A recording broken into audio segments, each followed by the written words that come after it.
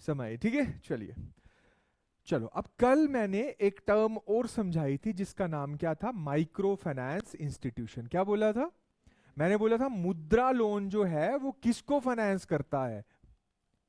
Micro finance करता है। जो भी माइक्रो फाइनेंस इंस्टीट्यूशंस है उनको रीफाइनेंस करता है। Is that clear? और मैंने बोला था अंडरलाइन करना है। पर जो कॉमन लोगों को, जैसे मुझे लोन चाहिए, आपको लोन चाहिए छोटा बिजनेस करने के लिए, तो कल मैंने एक टर्म बताई थी जिसका नाम था एसएफसी।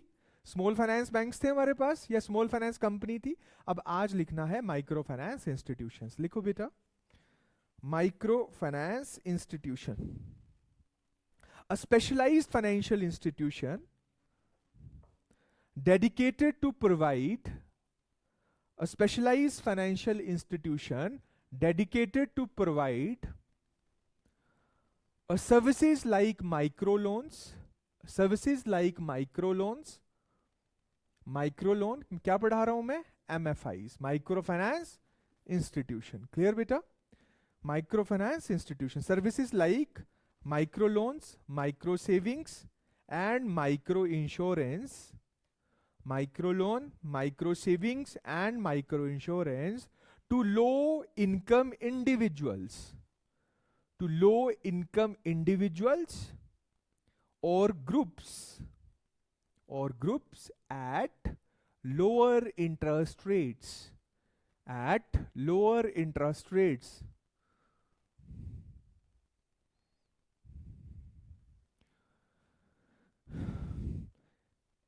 But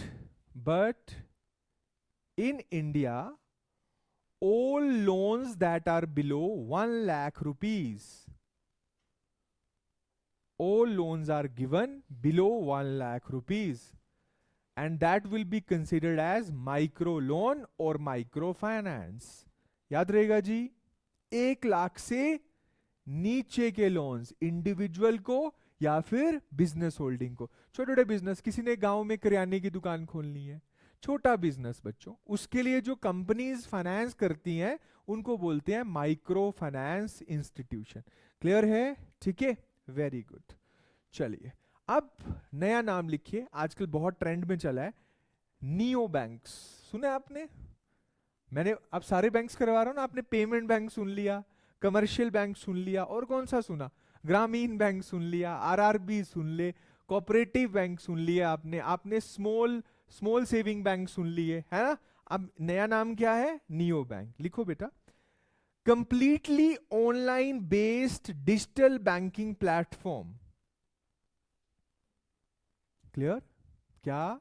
कंप्लीटली ऑनलाइन, क्या है ये? Completely online based digital banking platform that lakhs होता है खोना, that lakhs any physical presence, मतलब इसकी कोई भी फिजिकल प्रेजेंस नहीं है। जैसे कि आप देखो, मैं नाम बताओ, रेजर पे सुना है तुमने? योनो सुना है? योनो तो एसबीआई का भी है, पर योनो क्या है? एक डिजिटल पेमेंट बैंक भी है। क्लियर है?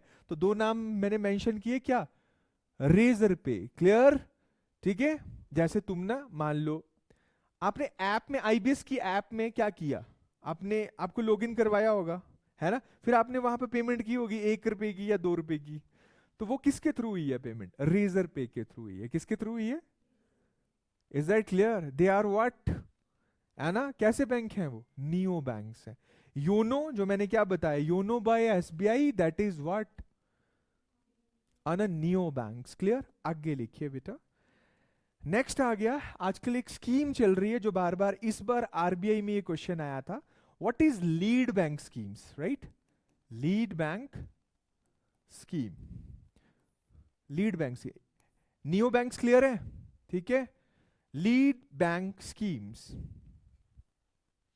लिखो, a lead roles to the individual banks both in the public sector and private sector.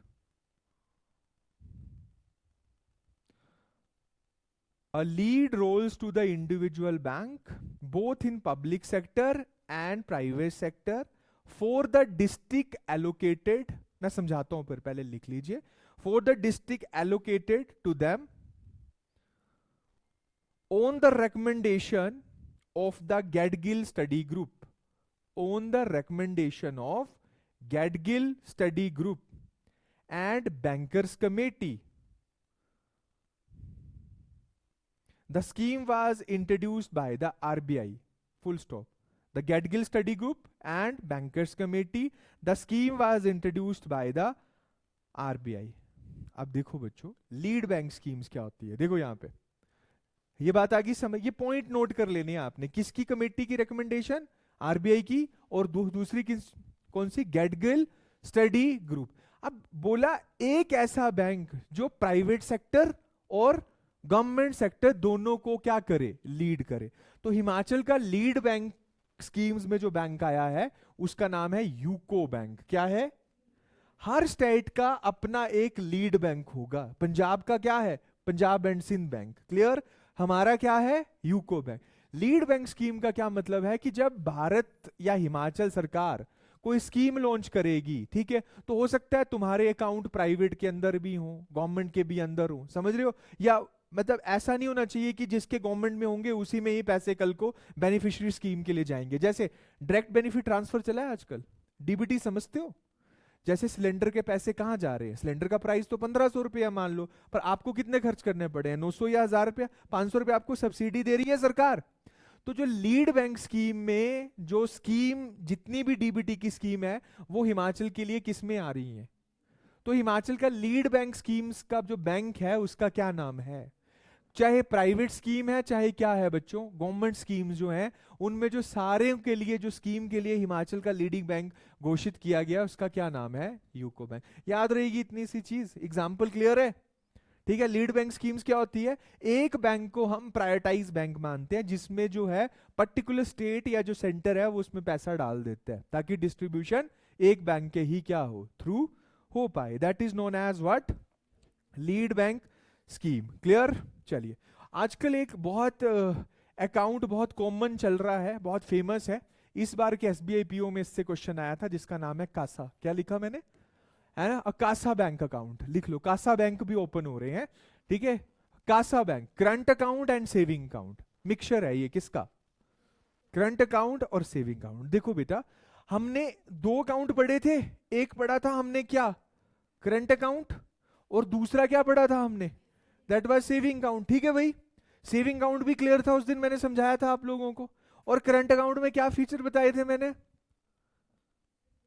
मान लो एक हाँ, करंट अकाउंट कौन खोल रहा है? Business people. तो वहां पे पैसे विड्रॉल और जमा करने की कोई लिमिट नहीं है। और भी दो चार मतलब फीचर थे, कैशबैक ऑफर, ऐसा ऐसा सब कुछ। पर उसमें सबसे बड़ी दिक्कत क्या की थी? उस पर हम इंटरेस्ट नहीं दे रहे थे।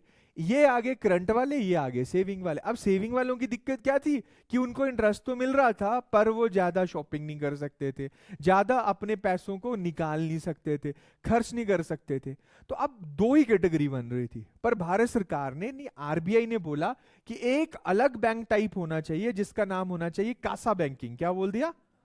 कासा बैंकिंग। मतलब एक तरह से करंट अकाउंट और सेविंग अकाउंट का मिक्सचर होना चाहिए। What does it mean? कि आप कासा अकाउंट अगर आप ओपन करते हो तो उसमें ये कंडीशन नहीं है कि वो आप बिजनेसमैन ही होने चाहिए या फिर आप एक एम्प्लॉई होने चाहिए या समथिंग होने चाहिए। अब आप कासा अकाउंट भी ले सकते हो। What does it mean? आपको कुछ रियायत दी जाएगी। जैसे यहां 5 ट्रांजेक्शन के बाद पैसे कट रहे थे, अब मान लो 10 या 15 ट्रांजेक्शन तक चलेगी। आप दिन में 10,000 निकाल रहे थे, इसकी लिमिट कोई नहीं थी। यहां पर लिमिट अगर कासा लेते हो तो बीच में आ गया। आप 50,000 से लेके 1 लाख तक की क्या कर सकते हो? ट्रांजेक्शन कर सकते हो। तुमको 4.5% का इंटरेस्ट रेट मिल रहा था, इन्हें 0 मिल रहा था। कासा अकाउंट में 2.5% इंटरेस्ट रेट मिल रहा है। कितना मिल रहा है? क्लियर है? नया अकाउंट क्लियर है? क्या है, जब तुम बैंक में लगोगे ना तो सबसे पहले, जैसे हर साल हमारा कोई ना कोई बच्चा सिलेक्ट होता है, फिर वो मेरे पास आ जाता है और बोलता है सर कौन सा अकाउंट खोलो। टारगेट होता है तुम्हें सबसे पहले, जब तुम लगोगे तो पहले तुमसे क्या ही खुलवाएंगे। समझ गए कि इतने अकाउंट, 50 अकाउंट लेके आने हैं। किसने? सृष्टि ने 50 अकाउंट लाने हैं। किसके? कासा के। एफडी करवानी है कितनी? टीडी करवानी है तो किससे करवाओगे सबसे पहले? अपने मम्मी पापा का खोल दोगे, अपना खोल दोगे, भाई बहन जो भी रिश्तेदार, जो भी नोन में, सबके पास तुम जाने शुरू। फिर लास्ट में बारी किसकी आएगी? हम लोगों की भी आएगी, तुम बोलोगे वो सर भी नोन है, पूछ लेता हूं उनसे भी जाके, या लेती हूँ, समझ गए? तो आपको बेटा पहले अकाउंट ओपनिंग में ही भेजा जाता है कि सबसे पहले क्या करो, ठीक है? तो तुम कितनी तरह के अकाउंट खोल पाओगे, बात आ रही है समझ? This is known as cross selling, क्या बोलते हैं? फिर इंश्योरेंस भी बेचोगे तुम कुछ टाइम के बाद। क्लियर? तो एसएससी और बैंक में सबसे बड़ा डिफरेंस पता क्या है? सैलरियां बराबर है ना, सैलरियों के आनंद पूरे हैं, पर बैंक वाले बच्चे को ना लोड बड़ा है। इतना लोड है कि वो एक तरह से बैंक वाली जॉब ना टारगेटेड जॉब है। समझ रहे हो? टारगेटेड जॉब का मतलब क्या है कि भाई एक महीने में इतने ओपनिंग अकाउंट्स क्या करने हैं। तो बच्चों तुम्हें जाने का तो पता होगा कि 10 बजे हम जाएंगे, पर आने का पता नहीं होगा कि 5 बजे आऊं, 7 बजे आऊं, 9 बजे आऊं। तो क्लर्क बैंक में ना सबसे सही है, क्योंकि उसने छुट्टी कितने बजे कर लेनी है? 5 बजे। पर पीओ क्लोजिंग करेगा कब तक? जब तक सारे पैसों का मिलान, आजकल के पूरे धंधे का मिलान नहीं होगा। जैसे दुकानदार नहीं होता है, रात तक बैठा रहता है हिसाब किताब करने में, जब वो मैनेज होगा फिर वो रिपोर्ट भेजेगा हेडक्वार्टर में कि यस एवरीथिंग इज मैनेज। नहीं तो चाहे 10 बजे चाहे 11 बजे, बात आ रही है समझ? पर क्लर्क भाई साहब क्या बोलते हैं, है ना? पर तुम देखते होंगे कई क्लर्क बूढ़े हो गए, वो आज भी एंट्रियां ही कर रहे हैं, पैसे जमा कर रहे हैं, पैसे निकाल रहे हैं। तो क्या उनकी सैलरी कम है? नहीं। बैंक में सबसे अच्छी चीज क्या है कि तुम प्रमोशन को डिनाई कर सकते हो। प्रमोशन करोगे, पीओ बनोगे, तो ऑल इंडिया लाइबिलिटी हो जाएगी, 3 साल तक तुम एक स्टेशन पर रह पाओगे। अगर तुम्हारा हस्बैंड भी सेम बैंक में ही काम करता है तो ये अच्छी चीज होगी कि विद इन 10 किलोमीटर के सर्कमफरेंस में ही जॉब मिलेगी। हो सकता है आपका husband is in bank of Baroda और आपकी वाइफ इन एसबीआई, तो तुम क्या लगोगे 10 किलोमीटर के? यहां पे अकेला अकेला ऐसा ये बैंकिंग सिस्टम होता है जिसमें हस्बैंड वाइफ की ट्रांसफर क्या होती है, इकट्ठी, है ना? तो 10-12 किलोमीटर के आसपास ही दी जाती है। क्लियर? अदरवाइज 3 साल के बाद आपकी ट्रांसफर क्या हो जाती है, कंफर्म, अगर if you are a scale 1। Clear? पर अगर आप मान लो क्लर्क हो, तो 4 सालों के बाद आपको इंक्रीमेंट है या प्रमोशन है। अब आप प्रमोशन लो चाहे इंक्रीमेंट लो, तो कई लोग क्या करते हैं, हिमाचल नहीं छोड़ते। क्या नहीं छोड़ते हैं? बोलते हैं, हमें सारी उम्र क्या ही रहना है क्लर्क, वो कैशियर ही है सारी उम्र, पर उनकी सैलरी, है ना? पर जब जो बाकी डिपार्टमेंट है जैसे एसएससी है, स्टेट गवर्नमेंट की जॉब्स हैं, उनमें क्या है कि भाई प्रमोशन नहीं लोगे तो सैलरी नहीं बढ़ेगी। यहां क्या है, you are denying with promotion, और अगर आप, तो आपको प्रमोशन होगी, आपकी सैलरी बढ़ेगी। आपने प्रमोशन में आगे अपने ये नहीं लिखवाया ब्रांच मैनेजर, आप क्या हो, क्लर्क, हेड क्लर्क तक ही आप बैठे हो, सारी उम्र तक आप कहां रहोगे? क्लियर है? बैंक हैज अ स्ट्रेस, ये पक्की बात है। SSC don't have any stress. Clear? तो जब आप बैंक की तैयारी कर लोगे तो बहुत सारे बच्चे, मैं 17 साल से पढ़ा रहा हूँ, 17-18 साल से, तो मैंने ऐसे बहुत सारे स्टूडेंट देखे जो बैंकिंग करते हैं और अगले साल फिर वो एसएससी की ओर डे बाय डे जाना क्या कर जाते हैं, क्योंकि मैथ तो बन गया है, समझ गए आप, सिर्फ ट्रिग्नोमेट्री और ज्योमेट्री बनानी है। क्लियर है? तो इस तरह से मूवमेंट चली हुई है आजकल के समय। और बहुत सारे बच्चे स्टेट की ओर भी आना चाहते हैं कि यार एचएस बन जाए, एचएस की तैयारी कर, तो हमारे पास परे निम्बस में शाम के बैच होते हैं, ऑनलाइन बैच होते हैं, तो उसमें ज्यादातर सेक्रेटरीट क्लर्क, जेओआईटीज, है ना, बैंक में लगे हुए लोग, पर एसएससी वाला बच्चा नहीं आता। और अगर तुम्हें कभी कंपेयर करना हो कि यार नेशनलाइज बैंक्स ले लूं कि कोऑपरेटिव बैंक ले लूं, तो मजेदार बात है, क्या लो, कोऑपरेटिव बैंक क्या लो। ठीक है? बैंकिंग की सैलरी, स्टेट में ही jobs, transfer by the politician, और अल्टीमेटली घर के पास ही क्या कंटिन्यूटी में जॉब्स, और आप फिर बड़ी तैयारी क्या कर सकते हो उसके साथ। वो समझ में आ रही है मेरी बात? पर अगर तुम सोचो कि बैंक में हो और तुम कोई बड़ी तैयारी कर लोगे लाइक स्टेट की, यूपीएससी, एचएस, तो थोड़ी टिपिकल हो जाती है, क्योंकि बच्चों आपके पास टाइम कम होगा। तो मैं तुम्हें किसी गलत फहमी में नहीं रहना मत रखना चाहता हूं कि आपकी जीवन में बड़े ज्यादा भयंकर चेंज हो जाएंगे, नहीं, आप स्ट्रेसफुल हो जाओगे। हाँ, पैसा बहुत होगा आपके पास, ये पक्की बात है। ठीक है? और उसके बाद मान लो 5-7 साल की तुमने सर्विस कर ली पीओ के फॉर्म में, छोड़ देना उस नौकरी की और प्राइवेट बैंक ज्वाइन करना, या इन्वेस्टमेंट बैंकिंग ज्वाइन करना। क्या करना ज्वाइन? 4 से 5 करोड़ रुपए का पैकेज होता है उसमें। फिर मेहनत करोगे ना तो वो किसके लिए होगी? खुद के लिए। क्लियर? चलिए आगे बढ़े हम लोग। नियो बैंक्स क्लियर हैं? ठीक है। CASA account clear? तो मतलब क्या हुआ ये, दैट इज अ मिक्सचर किसका किसका, है ना। चलिए अब हम आते हैं नेक्स्ट टॉपिक। अच्छा देखो, अब लिखो बैंकिंग रेगुलेशन अमेंडमेंट एक्ट 2020। अब देखो बहुत सारे बैंक हो गए, तो बैंकिंग रेगुलेशन एक्ट जो 1949 का था ना, वो थोड़ा सा पुराना हो गया। क्या हो गया, है ना। पहले तो सिर्फ क्या होते थे, कमर्शियल बैंक्स होते थे और ग्रामीण बैंक होते थे, सिर्फ उनको तो बैंकिंग रेगुलेशन एक्ट रेगुलेट कर लेता था। पर अब मैं बोल रहा हूं यार, Indian post payment banks, small finance bank, NBFCs are there, then we have an what that is neo banks, आ रहे हैं ना बहुत सारे, कोई पेमेंट्स बैंक्स आ रहे हैं बहुत सारे, है ना, भारत पे, भीम पे, और भी बहुत सारे पेटीएम्स, ऐसे ऐसे आ रहे हैं सारे पेमेंट्स बैंक। तो क्या इनको बैंकिंग रेगुलेशन एक्ट 1949 में ही डाला? नहीं। तो आरबीआई ने बोला भाई साहब हम इनके लिए क्या बनाएंगे, आरबीआई रेगुलेशन एक्ट नया वाला। तो बैंकिंग रेगुलेशन अमेंडमेंट एक्ट बोला गया 2020। क्या बोला, 2020 में। यहां से क्वेश्चन आने हैं तुम्हें, तुमसे पुराने क्वेश्चन नहीं पूछेगा वो 1949 वाला, क्या पूछेगा, बैंकिंग रेगुलेशन अमेंडमेंट एक्ट 2020। तो अब इसमें तुमने एक चार्ट बनाना है बेटा, एक तरफ लिखने हैं तुम ना रेगुलेटर, क्या बोला मैंने, रेगुलेटर, और दूसरी तरफ लिखना है types of banks, types of bank. ये पेन नहीं चल रहा है, समझ गए क्या लिखा मैंने, ये types of bank, right side types of bank, और इस तरह। तो सबसे पहले हम बात करते हैं टाइप ऑफ बैंक में, आ जाओ कमर्शियल बैंक। कमर्शियल बैंक कौन कौन से हुए, जैसे नाम, SBI, PNB, Axis, HDFC. Who is the regulator, RBI, लिख लो।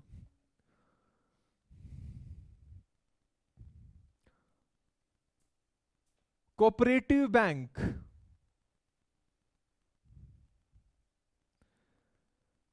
Plus rural bank, cooperative bank plus RRB, लिख लो, RBI plus state government. Clear भाई, आरबीआई प्लस स्टेट गवर्नमेंट, बहुत इंपॉर्टेंट। कमर्शियल बैंक का तो आपको पता था, कोई दिक्कत वाली बात नहीं है, ठीक है। पर क्या बोला मैंने, cooperative banks and RRB. RRB का क्या मतलब था, रीजनल रूरल बैंक। जैसे तुमसे ये पूछे हिमाचल ग्रामीण बैंक क्या, उसको कौन रेगुलेट करता है, वो तो स्पॉन्सर बैंक हुआ ना। तो मतलब आरबीआई और कौन, state government. Is that clear, ठीक है। थर्ड आइए बेटा, that is cooperative societies, PACS, PACS बोलते हैं इसको, प्राइमरी एग्रीकल्चर कोऑपरेटिव सोसाइटी। मैं समझाता हूं इसको, primary agriculture cooperative society, PACS, PACS, इसको कौन रेगुलेट करता है, स्टेट गवर्नमेंट, ठीक है।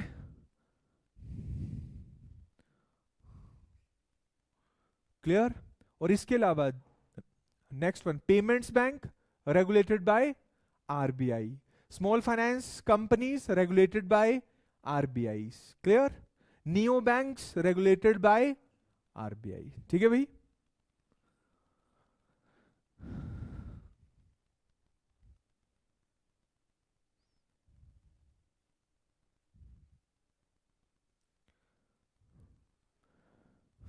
देखो बेटा यहां लिख लिया। अब एक जो नया शब्द आया तुम्हें, वो ये आया, आया प्राइमरी एग्रीकल्चर कोऑपरेटिव सोसाइटीज। इसका सबसे हेड होता है जिसका नाम होता है रजिस्ट्रार, क्या, और एक इससे नीचे होता है उसका नाम होता है एआरसीएस, एचएस अधिकारी होता है। क्या होता है, स्टेट कभी भी बैंक नहीं बनाती है, स्टेट सबसे पहले सोसाइटीज बनाती है। क्या बनाती है, एन कोऑपरेटिव सोसाइटी। सुनिए, गांव के रहने वाले हो तुम लोग सभी, सोसाइटीज बनती है, हर पंचायत की एक क्या होती है, सोसाइटीज। क्लियर है। सबसे अच्छी सोसाइटीज जो है वो है कांगड़ा में, कहा, कांगड़ा और ऊना में, कहा है। उसके बाद है लाहौल स्पीति, लाहौल स्पीति की सोसाइटी सबसे रिच है, आलू की, किसकी, ठीक है, आलू की सोसाइटी है वहां पे। क्लियर। सोसाइटीज क्या होती है बेटा, सोसाइटीज मान लो गांव के 10 लोग मिल गए और एक क्या रजिस्टर्ड कर दी सोसाइटी, व्यास देनु सुना, दूध, दूध सुना, पहले लोग 4-5 लड़कियां जुड़ गई, उन्होंने क्या बनाया, सेल्फ हेल्प ग्रुप्स। क्या बनाया बेटा, सेल्फ हेल्प ग्रुप्स बन गई, सेल्फ। अब क्या किया, जैसे देखो मान लो मुझे आज भी मुझे बिजनेस पता है, मान लो मेरा कोई गांव गरीब है, तो मैं वहां पर अपनी भाभी माताओं और बहनों को बोलूंगा कि यार इतना दूध होता है आपके पास, तो मैंने पूछा क्या करती हो दूध का, तो बोले कुछ नहीं, कोई खरीद ले तो बेच देती हैं, नहीं तो लस्सी वस्सी बना लेती हैं, घी रख लेती हैं और लस्सी क्या कर देती हैं, बेचनी नहीं बांट देती हैं गाँव में। यही करते हैं ना हम लोग, बांट देते हैं। मैं बचपन में होता था तो लस्सी आ जाती थी इधर उधर से, है ना। पर जबकि अगर आप वेरका की लस्सी खरीदते हो तो कितने रुपए की है, 50 रुपए की है 1 किलो। एग्री। तो अब मैंने उनको बोला कि भाभी आप क्यों नहीं दूध का प्लांट लगा लें, उससे पनीर बनाए, उससे लस्सी बनाए और फिर क्या करें, उसको बेचें। तो बोलती है कि भैया वो कैसे फिजिबल है, कैसे हो सकता है, मैं तो नहीं जानती, ना मेरे पास मशीन है ना मेरे पास पैसे हैं। तो अब मेरे को, तो मैं उनको बोलता हूँ ठीक है मैं करवाता हूँ, मैं पढ़ा लिखा आदमी हूँ, अपने पंचायत में जाता हूँ, बोलता हूँ यार कि इनको लोन चाहिए, तो इंडिविजुअल लोन। अब हम चाहते हैं कि यार ये चीज प्रोसेस करनी है, तो उसके लिए जो मशीन की कॉस्ट है वो 20 लाख रुपए की है। कितने की है? जो सेंट्रीफ्यूगेशन है ना, सेंट्रीफ्यूगेशन करेगी, हमें उसके बाद मिल्क को पाश्चराइज भी करना पड़ेगा, केमिकल भी चाहिए, बिजली का कनेक्शन भी चाहिए, अच्छे वाला कमर्शियल कनेक्शन, ट्रांसफार्मर भी लगाने पड़ेंगे। उसके बाद प्रोसेस करने के लिए मुझे अलग अलग दूध को प्रोसेस करने के लिए भी तो क्या चाहिए, मशीन चाहिए। तो मान लो सारा बजट बन के आता है एक बिल्डिंग के साथ 1 करोड़ रुपए का। तो क्या एक औरत को बैंक इतना लोन दे देगा? नहीं देगा बेटा, है ना। ध्यान से सुनना मेरी बात, कैसे हम रजिस्टर्ड करते हैं कोऑपरेटिव सोसाइटी को। तो पर अब मान लो एक लड़की मेरे पास आती है कि मैं बैंक मैनेजर हूं, कि बोलती है मुझे एक दूध बनाने की क्या चाहिए, फैक्ट्री लगानी है और मुझे ये लोन चाहिए। तो 1 करोड़ के लिए मैं कैसे हामी भर दूं आपको? मैं पूछूंगा है कुछ पीस आपके पास पीछे, जमीन की वैल्यू है इतनी कुछ है, तो वो नहीं निकलता है। पर अब मैं समझाऊंगा कि नहीं, 8 लड़कियां मिल गई, 8 औरतें, सब तुम 3 और कितनी हो अभी, 3 2 5, 8 बन गई। 8 तुम एक क्या करती हो, एक बना देती हो XYZ नाम का, व्यास धेनु नाम का एक सेल्फ हेल्प ग्रुप, जिसमें तुम्हारा नाम आ जाता है, पंचायत इसको रजिस्टर कर लेता है as a self help group. अब तुम बैंक मैनेजर के पास जाती हो, ग्रामीण बैंक के, बोलती हो कि मुझे क्या खोलनी है, दूध को बनाने की factory. What does it mean? दूध को से पनीर बनाने की, घी बनाने की, मिठाई बनाने की। तो तो अब क्या हुआ, गारंटर्स 1 करोड़ रुपया 10 लोगों को देना मुश्किल नहीं है। एक डिफॉल्ट हो सकता है, तुम लोग तो भर ही दोगे ना किस तरह से। 1 करोड़ रुपए का लोन मिल गया। लोन कैसे मिला? तुम्हारे नाम पे, एजेंसी के नाम पे मिल गया। तुमने जो जो सामान खरीदना था उसकी लिस्ट भेजी और उनके नाम का लोन सैंक्शन हो गया, तुम्हारे पास सामान आ गया। 10 औरतें काम करना शुरू कर गई। व्यास धेनु कैसे एस्टेब्लिश हुआ बताता हूँ। लिज्जत पापड़ सुना है? खाते भी होंगे लिज्जत पापड़। वो भी तमिलनाडु की औरतों ने ही बनाया था। पहले क्या बनाया? Self help group. मशीन लग गई, सामान बिकना। अब क्या हुआ, तुमने सारा दूध गांव से इकट्ठा किया, दूध की पैकेजिंग करके तुम धीरे धीरे क्या करने शुरू हो गए, सेल। अब तुम्हारे महीने की किश्त थी कि हमने 50,000 रुपीज बैंक को देना है EMI की फॉर्म में। कितनी? राइट, 50,000। तुम कमा रही हो 2 लाख रुपए, 50,000 तुमने किश्त भरी, और जो बच गया 1.5 लाख रुपया वो तुम 8 या 10 लड़कियों ने आपस में क्या कर दिया, बांट लिया। उसके बाद जब तुम्हारा आधा लोन माफ हो गया, तुम्हारे पास 2 ऑप्शन आ गई कि अब ये तुम कमा के देने शुरू हो गए। अब तुम और प्रोडक्ट भी लगा रहे हो, और भी मशीन लगा मत ला सकते हो, और दूध और मशीन। ये प्रॉफिट का लेवल क्या हो गया, बहुत बड़ा। अब तुमने क्या किया, व्यास धेनु को एक कोऑपरेटिव सोसाइटी क्या करवा दी, रजिस्टर्ड, कि काम चल गया। अब जहां अब ओनर तुम 8 हो, क्या हो, क्लियर है। पर अब पैसे जो आ रहे हैं वो कहां रखोगे, है। अब तुमने काम क्या कर दिया, पर अब कोई तुम्हें क्या चाहिए, अकाउंटेंट भी तो चाहिए। कोऑपरेटिव बैंक में पोस्ट आती है इसकी, जिसने जो अगर आपकी सोसाइटी में कोई सेक्रेटरी रहा है उसके लिए 40 पोस्टें आती हैं हर साल। कितनी? फ्री की नौकरी होती है वो। अगर तुमसे कोई कोर्स नहीं होता तो हिप्पा करवाता है, जो कोऑपरेटिव सोसाइटी के लिए क्या रखने होते हैं सेक्रेटरी, 6 महीने का कोर्स होता है। अब इस सोसाइटी के लिए मुझे कौन बंदा चाहिए, सेक्रेटरी चाहिए। सेक्रेटरी का मतलब ही इज ए CA, क्या है। अब जो पैसे आ रहे, एक अकाउंट खुल गया व्यास धेनु के नाम सा।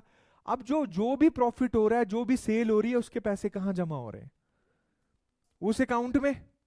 पर वो एक अकाउंट अब इतना बड़ा हो गया है, कोऑपरेटिव सोसाइटी भी रजिस्टर्ड हो गई है, तो क्यों नहीं मैं एक क्या रजिस्टर्ड कर दूं अब, अब इसके जो मेंबर कौन है, तुम ही इसके क्या होगे, ओनर। वो बात आ रही है समझ, जो कल कोऑपरेटिव मैंने बैंक बताए थे, शिमला अर्बन कोऑपरेटिव बैंक, भगाट कोऑपरेटिव बैंक, वो कैसे बने होंगे, है ना। अब इसको जो ऑपरेट करता है that is primary agriculture cooperative society, PACS बोलते हैं उसको, क्या बोलते हैं। अब इसमें जो अलाइड में कोऑपरेटिव इंस्पेक्टर नहीं आते हैं, सुनी होगी ये पोस्ट, सुनिए पोस्ट, उनका काम होता है इनको ऑडिट करना, क्या करना, ठीक है। तो अब ये 10 लड़कियां, तो महीने का इनका साल का टर्नओवर है 100 करोड़ रुपए, कितने, क्लियर है, 100 करोड़। तो लोन लून तो छोड़ो हो, कामधेनु व्यास वेरका कैसे बना होगा, समझ में आ रही है मेरी बात, क्लियर। तो पहले सेल्फ हेल्प ग्रुप बना, उसके बाद क्या किया, लोन चुकाया, प्रॉफिट लगाने आपने अपने सेल्फ हेल्प ग्रुप्स को एज ए सोसाइटी रजिस्टर्ड कर दिया, क्या किया, and that society is known as what, कहां है इसका हेड ऑफिस, कुसुम्पटी, कहां है, क्लियर है। पूरे हिमाचल में ऐसी बहुत सारी सोसाइटीज हैं, क्लियर। अब वो सोसाइटी ने अगर बहुत प्रॉफिट कमा रही हैं, तो वो कल को इतना प्रॉफिट है, उस केसेस में वो एक अपना बैंक भी क्या कर सकती हैं, ऑफर। तो पहले बैंक कैसे बनते थे, कोऑपरेटिव बैंक, ओनर कौन। अब देखो तुम्हारी मर्जी हो, तुमने किसको लोन दिलवाना है, तुम स्कूल भी खोल सकते हो, तुम कुछ भी कर सकते हो, क्लियर। पर 8 लोगों की क्या चाहिए, तो पुराने वक्त में क्या उन 8 लोगों ने देखा कि यार इसको अब क्या किया जाए, तेरे भाई को लोन दिलवा देते हैं, सबने सिग्नेचर कर लिए, रीपेमेंट नहीं कर रहा, कौन पूछ रहा है, क्योंकि ऑपरेट ही कौन कर रहे हो अल्टीमेटली। पर अब सरकार ने क्या किया, 2000 के बाद अपना हस्तक्षेप कर दिया। फिर क्या हुआ, गांव के लोग तुम्हारे बैंक में पैसे भी जमा करने लगे, तुम्हारे पैसे होते चलो बात अलग थी, अब तो मैं भी आ गया, शुभम भी पैसे लग पड़ा जमा करने की, ठीक है बैंक तो है, और तुमने उसके मन मर्जी से लोन बांट दिए। अब शुभम आ गया पैसे मांगने कि मेरे पैसे दो, तो तुमने बोला हमारे पास पैसे नहीं है, वो हुआ भगाट कोऑपरेटिव बैंक के साथ, क्लियर है। तो अब इसको एक एचएएस अधिकारी होता है, वो संभालता है, फिर वो देखता है कि प्रॉपर चल रही हैं चीजें, नहीं चल। हरियाणा और पंजाब में तो इतनी जबरदस्त कोऑपरेटिव सोसाइटीज है कि they are earning in millions. पर हिमाचल में कहां कहां अच्छी हैं, सिर्फ मैंने 2 डिस्ट्रिक्ट्स बताई आपको, कौन सी, कांगड़ा और ऊना, और तीसरी लाहौल स्पीति की सबसे बड़ी है, क्योंकि वहां पे हॉब्स, आलू, ये इस पे बहुत ज्यादा काम किया जाता है, क्लियर है। क्या होती है पैक्स, तो कैसे कोऑपरेटिव बैंक बनते हैं, क्लियर है अब, ठीक है। और जब बड़ा हो जाए कोऑपरेटिव बैंक तो सरकार उसको क्या कर, पर आज भी मेंबर होंगे तो आपका पार्टिसिपेशन रहेगा उसमें, पर फ्रॉड नहीं होंगे ना, अंडरस्टूड है, क्लियर बेटा। तो कभी भी अगर 8-10 वीमेंस जो हैं, अगर वो सच में मिल जाए ना किसी गांव की, तो उनको सच में कहीं नौकरी करने की जरूरत नहीं है, but that is matterable with what, self help groups. और इसी को ही जो मिनिस्ट्री ऑफ पंचायती राज है हिमाचल प्रदेश, मिनिस्ट्री ऑफ पंचायती राज इस भारत की है, वो इन्हीं चीजों को प्रमोट करने की बेटा बात करती है, that is what women empowerment. क्या सेल्फ हेल्प ग्रुप्स मेल को नहीं दिए जा रहे हैं, किनको दिए जा रहे हैं, तो आपने चंबा धूप का केस स्टडी करना है, धूप सुना है आपने, गूगल धूप होता है, उसमें सबसे फेमस है चंबा धूप, सेल्फ हेल्प ग्रुप्स है वो, चंबा चप्पल सेल्फ हेल्प ग्रुप्स, चंबा रुमाल क्या है, सेल्फ हेल्प ग्रुप, समझ, और इनको जीआई टैग दिए गए हैं। आजकल हिमाचल गवर्नमेंट हैज स्टार्टेड हिम मीरा, क्या चलाया गया है, ठीक है, बुरांश के फूल ही औरतें इकट्ठी कर रही हैं और 600 रुपए की बोतल बेच रही हैं, और कहां भी बेच रही हैं, बाहर बाहर तक, वर्ल्ड वाइड तक जा रही है, तो उनका टर्नओवर अभी आपको, मेरे को आई थिंक तत्ता पानी की सुन्नी की एक सेल्फ हेल्प ग्रुप्स है, उसका शुद्ध प्रॉफिट है 12.5 की 13 करोड़ रुपए, और उसमें औरतें कितनी है, 8। प्रॉफिट की बात कर रहे हो, रेवेन्यू छोड़ दो 100 करोड़ के आसपास होगा, क्लियर। नेचुरल रिसोर्सेस का यू तो व्यास धेनु आप दूध पीते होंगे, देख लो एक छोटा सा क्या था, सेल्फ हेल्प ग्रुप्स बना, कोऑपरेटिव सोसाइटी रजिस्टर्ड हुई, आज आप नमोल गए हो कभी, नमोल वाली तरफ, व्यास धेनु दूध देखे है ना, मैं हिमाचल की बात कर रहा हूं आपके साथ, कामधेनु तो देखा है रामपुर में बनता है, तो क्या ये सरकार की ऑर्गेनाइजेशन है, किन की होगी ये, है ना। इसमें कभी ओनर एक नहीं होगा, मैंने जितनी लड़कियों के नाम लिए, तुम 8 हो, तो तुम हो क्या ओनर किसकी, व्यास धेनु की, तुम हो ओनर किसकी, कामधेनु की, क्लियर। तो वो 8 लोग कोई शुरू हुए होंगे, तो क्या हम ऐसे अपने डिफरेंट एरियाज में नहीं कर सकते हैं, दूध तो बहुत है यार, क्लियर है? तो मिल्क सोसाइटी सबसे ज्यादा है बिलासपुर में, कहां पे है ना? तो जो एग्रीकल्चर से रिलेटेड सोसाइटी है they comes under the PACS, clear है? और वो फाइनल में बच्चों क्या बनाती हैं? Cooperative banks. पर आजकल लाइसेंस लेना बहुत मुश्किल हो गया है, ठीक है? अब आप स्कूल खोलना चाहते हो, है ना? तो ये सोसाइटी क्या खोल सकती है? तुम्हारा बेस्ट स्कूल है अभी, आई थिंक शिमला में खुला है कोई, बागी इंटरनेशनल खुला है कोई स्कूल की, मैं एक दिन ट्रिब्यून के अंदर पढ़ रहा था, प्राइमरी एग्रीकल्चर कोऑपरेटिव सोसाइटी से खुला है वो। अब तुम्हारे पास जितना पैसा 250-300 करोड़ का टर्नओवर था, तो ठीक है यार 50 करोड़ का क्या खोल लो। डीएवी स्कूल सुनी है तुमने? What is that? Who is the owner of the DAV? It's a society. What is that? DAV society है। क्या है? सोसाइटी एक्ट में रजिस्टर्ड है डीएवी। इसका कोई एक ओनर नहीं है। कितने ओनर्स होंगे इसके? जिस टाइम ओपन किया गया होगा 8 से 10, आज भी उनके बच्चों के पास क्या आ रहा होगा? उसका प्रॉफिट एक का नहीं होगा ना किसी का। अब एक पर्टिकुलर स्कूल है, जैसे मैं बात करूं, मान लो यहाँ कोई संजौली में स्कूल है, तो किसी को, अब जैसे आईबीएस है तो उसका एक कोई एक मालिक होगा, निम्बस होगा एक मालिक होगा। पर डीएवी सोसाइटी क्या है? डीएवी स्कूल्स क्या है? That is a societies. क्या है? और जब सोसाइटीज होती है बेटा, तो वो कभी किसी एक पर्सन की नहीं होती। तो आप जिन जिन डिस्ट्रिक्ट से होंगे, मुझे उस डिस्ट्रिक्ट की सोसाइटी के बारे में बताओगे। बताओ भाई, सोलन की कोई सोसाइटी? सोलन से हो आप शिमला से हैं? शिमला की सोसाइटी? हाँ हाँ, तो शिमला का पार्ट है ना यार शिमला। तो कल मुझे बताओगे एटलीस्ट दो दो सोसाइटीज आप, है ना? और उसने क्या क्या किया है। आप भी शिमला से हैं बेटा? आप शिमला से हैं? तो बिलासपुर की सोसाइटी तेरे को मैंने एक तो बता ही दी, दैट इज व्हाट, व्यास देनु, है ना? किस तरफ है आपके बिलासपुर घर? बरठी। ये पड़ा आपका, जो घुमारवी आता है उससे अंदर को जो रास्ता चला गया, ब्रिज से अंदर की तरफ, बाबा बालकनाथ वाली तरफ, बरंठी, तलाई, शातलाई, है ना? ठीक है। सरका घाट सोसाइटी बताओगे कोई? कौन सा है ना? हाँ ना, डिस्ट्रिक्ट मंडी है, सोसाइटी देख के आओगे, ठीक है? गोहर, तो मंडी की सोसाइटी आप जरूर बताएंगे। यस। शिमला, तो शिमला वाले तो हैं, तो आपने भी देख लेना है, ओवरलैप तो नहीं हो रही है सोसाइटीज, है ना? तो सोसाइटीज बेटा, जैसे जीआई टैग दिया गया है चुल्ली ऑयल को, दिया गया है, वैसे और कौन कौन सी सोसाइटी है ना? हाँ, क्लियर है? तो वो सोसाइटीज, जैसे आप भुट्टी को सुनते हो, भुट्टी को एक एक वक्त पे सोसाइटी थी, क्या थी? ठीक है, अब क्या हो गया? कॉरपोरेशन। क्या बन गया? बोर्ड और कॉरपोरेशन, ऐसे बनती हैं चीजें। Kullu weavers is a societies. वो क्लियर है भाई, है ना? चलो आगे लिखें। सेल्फ हेल्प ग्रुप क्लियर है बेटा? ठीक है।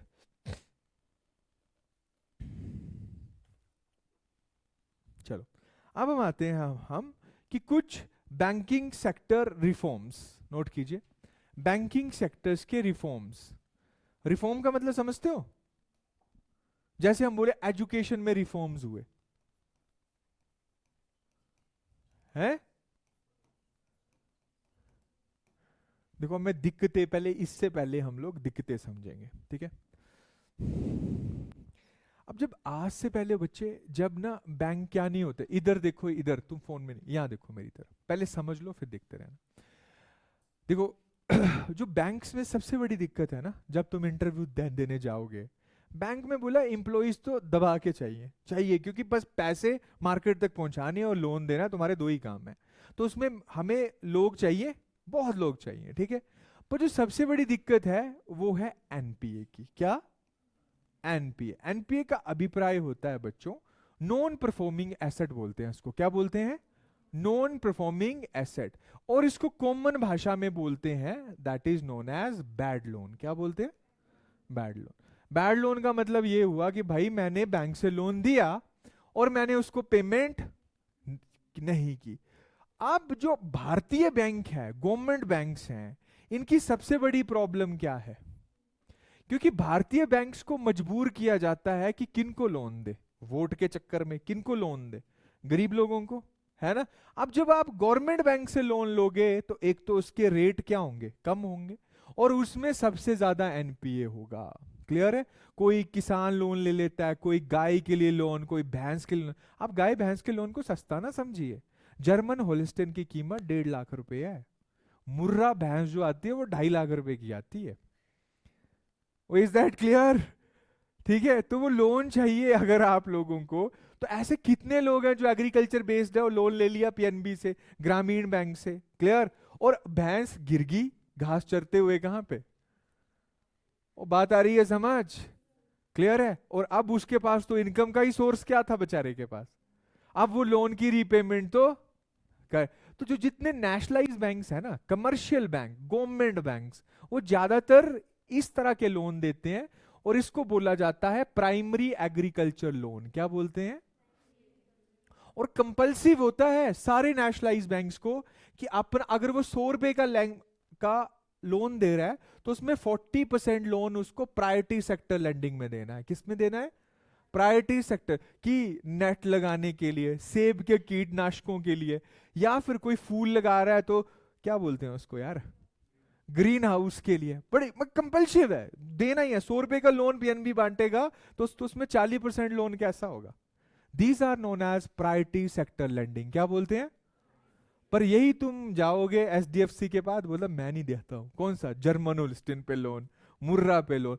वो लोन किस पे देगा? बोलेगा दिखाओ तुम्हारी इनकम क्या है, जल्दी से सर्टिफिकेट्स दिखाओ, मैं तुम्हें लोन बांट देता। वो घाटे में नहीं होंगे, जबकि ये नेशनलाइज बैंक्स क्या हो जाएंगे?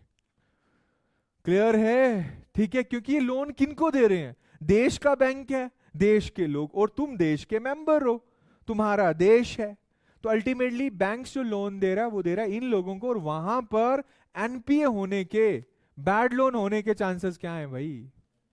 प्राइवेट बैंक्स में बैड लोन होने के ज्यादा चांसेस नहीं। अगर वहां बैड लोन हो भी जाए तो उन्होंने बाउंसर्स रखे होते हैं। क्या रखे होते हैं?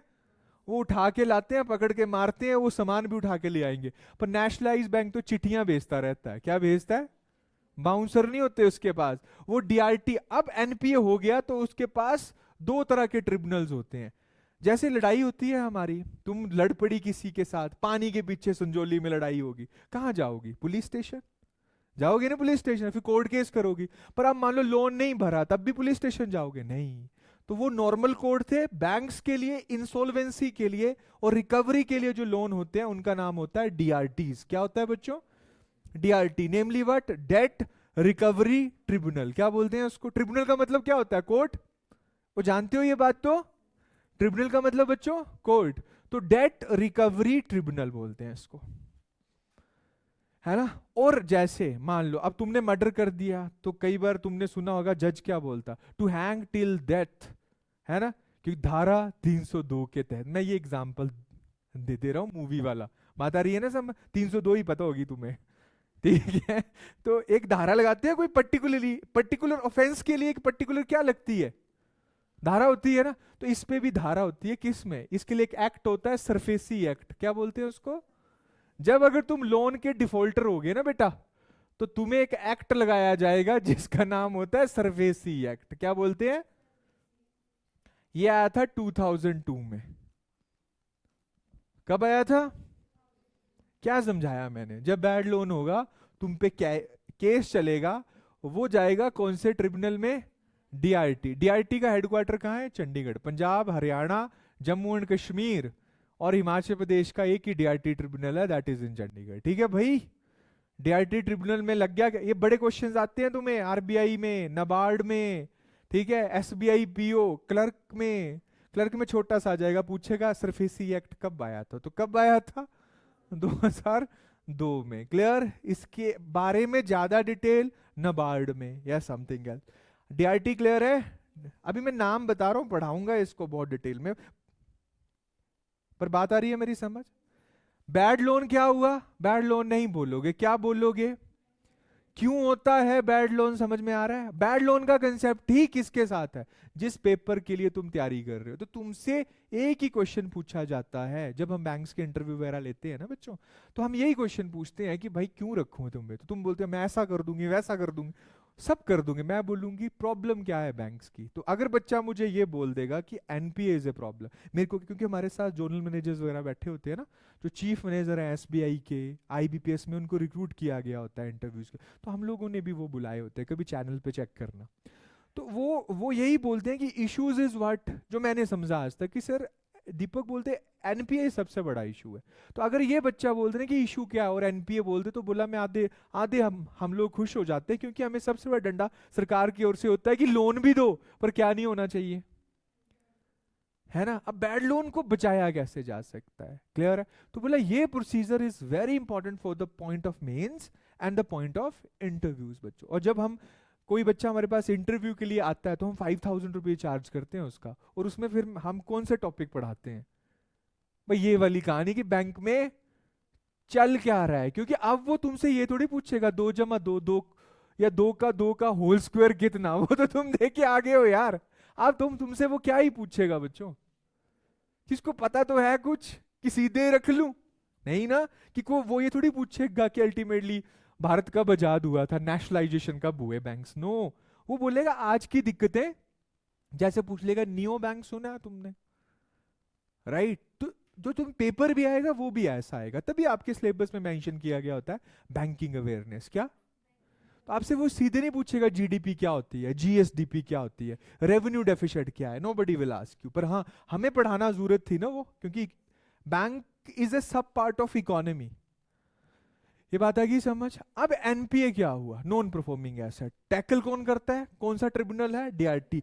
और कानून की धारा हम कौन सी लगाते हैं बच्चों, that is SARFAESI act 2002। Agree कर रहे हैं आप इस बात से। अब भाई ये बताओ, ये बुरा शब्द कब लगाते हैं हम, कि बुरा लोन हो गया, कब लगाते होंगे। जैसे आज की तारीख है, क्या है, 27 क्या मार्च। आज सृष्टि का लोन क्या हो गया, अप्रूव। सृष्टि के अकाउंट में पैसे क्रेडिट हो गए। 27 मार्च को कितने रुपए क्रेडिट हो गए, सृष्टि कितने रुपए चाहती है लोन के, 1 लाख बस। क्योंकि देखो हिमाचली सिन मानता है लोन देना, बोलते हैं लोन लेना पाप है। पंजाबी बोलता है लोन लो, क्या लो है ना। तभी तो हम बिजनेस नहीं करते, बिजनेस नहीं करते तो हमारी आर्थिक संपन्नता बढ़ती नहीं है, फ्लो ऑफ मनी कम है। तुम बहुत अमीर होंगे, तुम खाओगे घर जाके दाल रोटी, उस समय पंजाब में गरीब भी होंगे पर जाएंगे गोपाली, बाहर खा खा के उन्होंने, रेडी वाले क्या कर दिए हैं, they spend their money, they circulate their money. But the Himachal has the biggest problem. You earn here but you spend where, you earn here you eat nothing here. तो यहाँ ढाबे से लेके सब बेचारे आपको गरीब से दिखेंगे, क्योंकि तुम लोग स्पेंडिंग नहीं कर रहे हो, है ना। पंजाब रिच क्यों है, ऐसे रिच नहीं है पंजाब, पंजाब है चला हुआ किस पे, है ना। आरबीआई बोलता है पंजाब भारत में सबसे बड़ा एनपी अगर किसी स्टेट का है तो किसका है, क्लियर, ठीक है। यहां बहुत पैसे भी, आप यहां यूनिवर्सिटी जाओ, है ना। मैं जाता हूं रोज, अपनी वाइफ को छोड़ता हूं, she is assistant professor in microbiology department of HPU. तो मैं देखता हूं कि जब डिपार्टमेंट में और भी जो प्रोफेसर आते हैं, छोटी सी गाड़ी 800 पुरानी, यही जब मैं मान लो पंजाब यूनिवर्सिटी जाता हूं तो उस केसेस में स्टूडेंट्स हैव हाइलेक्स, है ना, and the teachers has what, समझ रहे हो, बिकॉज दे अरे पे स्केल तो बराबर है, पर दे आर वो इस मूड में होते हैं कि क्या करना है, और हम किस मूड में होते हैं, है कि क्या करना है यार, बचाएं बचाएं। स्पेंडिंग नहीं है तो तभी हमारे यूथ को कहां जाना पड़ता है, क्लियर। अगर यहां स्पेंडिंग होती तो शायद हमारे यूथ को यहां से बाहर जाने की जरूरत नहीं है। और वही हम लोग हैं, बाहर जाकर पैसा क्या कर देते हैं, ऐसा नहीं हम खर्च करना चाहते, पर देखते हैं सब भी खर्ची जा रहे हैं यार, तो मैं भी क्या करूं। हमारे माँ बाप प्लेन में जाके जागृत हो जाते हैं, वो बोलते हैं कि ठीक है स्पेंडिंग होगी कोई, पर यहां करवा लो उनसे खर्चा, बोलेंगे नहीं, क्लियर है, ठीक है। तो so the problem comes around बेटा कि एनपीए कब हुआ, सृष्टि ने क्या लिया, 27 मार्च को सृष्टि के अकाउंट में 1 लाख रुपया जमा हो गया। अब सृष्टि ने किस्त जो भरनी थी वो कब भरनी थी, 27 अप्रैल को भरनी थी। मान लो कितनी किस्त लगी थी, 5,000 रुपए। अगर आ जाती है तो बहुत बढ़िया, बैंक खुश है, नहीं आई फिर तो जो तुम नए नए लगे होंगे ना, तुम्हें ऊपर से एक मेल आएगी सब स्टैंडर्ड 1, क्या बोला मैंने, 30 डेज सब स्टैंडर्ड 1, क्या हो गया, सब स्टैंडर्ड 1 हो गया। सब स्टैंडर्ड 1 का मतलब है कि रिस्क है, क्या है, मतलब आपस में तुम्हारी मीटिंग होगी, तुम्हें ब्रांच में से बुलाएगा, यार 4 लोन क्या हो रहे हैं, एनपीए नहीं बोलेगा अभी, क्या बोलेगा, कितने दिनों के बाद, 30 डेज। सब स्टैंडर्ड 1 कब हुआ, आफ्टर 30 डेज, ठीक है। फिर अप्रैल में नहीं आई, अब मई में आने चाहिए थे, कितने, 20,000 रुपए, प्लस उस पे फाइन भी लगता है। 20,000 की जगह आपको भरना था 21,200 रुपए। कितने भरने थे? नहीं आए। सब standard 2 how much days? 60 days. पर अभी भी ये नहीं बोला कि क्या हो गया, एनपीए नहीं, बैड लोन नहीं हुआ। अब कौन सा मंथ आ गया? मई। जून में भरे जाने थे कितने? 30 तो हो गए, 10 20 30 प्लस 3,000 रुपया फाइन, 33,000 रुपया। सब स्टैंडर्ड 3 चिल्ला पड़ा मैनेजर, एनपीए क्या हो गया? Bad loans, bad loans, bad loan, तुम डिफाल्टर हो गए। अब क्या किया जाए? जो नए रिक्रूटीज होंगे, क्लर्क पी, उनको बोला फोन करो, तो मुझे कॉल आ रहे हैं कि आप पैसे नहीं दे रहे हैं जी, आप पैसे नहीं दे रहे। पहले दिन से आप कॉल कर रहे थे मुझे, फर्स्ट मिनट, तब आप मेरे से आराम से बात, सर आपकी मतलब फीमेल से करवा रहे थे बात, सर सर सर हो रहा था। अभी थर्ड डे भाई हम फोन पकड़ा दिया गया है, किसको? शुभम को या डेंजर मैन को, पीछे जो बैठे हुए हैं तीनों। इन्हें फोन, हाँ भाई साहब क्या यार पैसे नहीं दे रहे हो तुम, क्या दिक्कत है? लोन आपका डिफॉल्ट हो गया है? ऐसा तो बात नहीं, घर आ रहे हैं हम आपका, क्या उठाने? गाड़ी उठाने, है ना, घर तोड़ने, ठीक है, या जो आपने एसी फ्रिज या वटेवर जो कुछ लिया है, क्योंकि अब तुम्हें बोल दिया गया एनपी हो गया। पर ये एक लेवल के बाहर नहीं जा सकते, क्योंकि ये सरकारी बैंक के एम्प्लॉई हैं, और ये बोले मुझे क्या फर्क पड़ रहा है यार, मुझे कौन सी कमीशन मिल रही है सिर्फ। तो फिर मैं मीटिंग लूंगा, क्यों भाई, किसने लोन ये मेंशन किया था, तो नाम आएगा आपका कि इसने लोन दिया था मुझे। तो हम तेरे को बुलाएंगे, क्यों लोन दिया तूने? ग्रांट सर बोला प्रायोरिटी सेक्टर लेंडिंग था, या सरकार की गाइडलाइंस हैं कि इस पे 1 लाख का। भाई किसके लिए खरीदा था इसने लोन? बोला जर्मन होलिस्टिन लेनी थी इसने, क्या लेनी थी? है ना, बाहर। शांत हो गया हम। अब क्या करोगे? बोले ठीक है लेटर बना दो, भेज दो, कहाँ पे? क्लियर है? डीआरटी से लेटर आ गया, इसके घर में बुलेरो आ जाएगी गांव में। बोले या तो क्या होगा, बाई पोस्ट आ जाएगा लेटर। फिर वो जो पोस्टमैन होगा वो 10 घरों को बता देगा, लोन है इसका, क्या है? डिफॉल्टर है, पैसे नहीं। और यार बोले सूट तो बड़े महंगे महंगे डाल के चली होती है। बात आ रही है? अगली बार इसकी कमर तोड़ दी गई, ये दोबारा लोन नहीं लेगी। कहां से लेटर आ रहा था? ठीक है, और एक्ट कौन सा लगाया था? सरफेसी। तुम भी अगर तुम नहीं हो तो डरोगी, पुरानी होगी तो बोल कि ऐसे 50 गैस चले, क्या ही हो गया मेरा, ठीक है, कौन सी पुलिस आ रही है, ठीक है। डीआरटी में केस चलता जाएगा कुछ, और फिर कई बार सरकार बजट से पहले आएगी, एग्रीकल्चर फाइनेंस मिनिस्टर बोलेगा किसानों का ऋण फ्री बोला ये पैसे तो 5 हर बार लूंगा क्या? क्लियर है? समझ गए? पर यही जब प्राइवेट बैंक होता तो पहली बात है ऐसे लोन देता ही नहीं, एचडीएफसी नहीं देता। पर अब चोला मंडलम, मुथूट फाइनेंस, अब ये बोले हम नहीं करते इस पे बिलीव बिलीव यार, इतने तो, क्योंकि हम तो तुम्हें रिस्क पे लोन दे रहे हैं। मुथूट फाइनेंस, चोला, मैं ये क्रेडिट कार्ड पकड़ाया तेरे को, पकड़ाया था मैंने, अब तूने बेटा खर्च कर लिया, अब नहीं दे रहा, फिर क्या करूं?